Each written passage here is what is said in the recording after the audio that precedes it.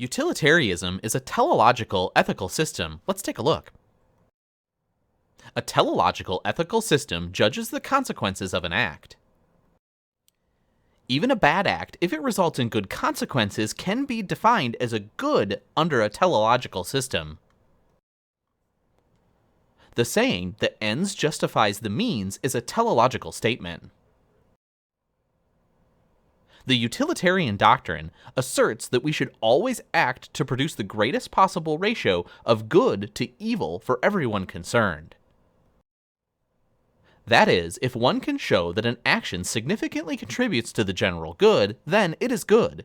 In situations where we must decide between a good for an individual and a good for society, the society should prevail, despite the wrong being done to the individual. This is because utility or good derived from an action generally outweighs the small amount of harm done to the individual, because the harm is done to only one, whereas the good is multiplied to many. Although utilitarianism is quite prevalent in ethical reasoning, there are some serious criticisms of it. All pleasures or benefits are not equal. The system also presumes that one can predict the consequences of one's actions. There is little concern for individual rights under utilitarianism.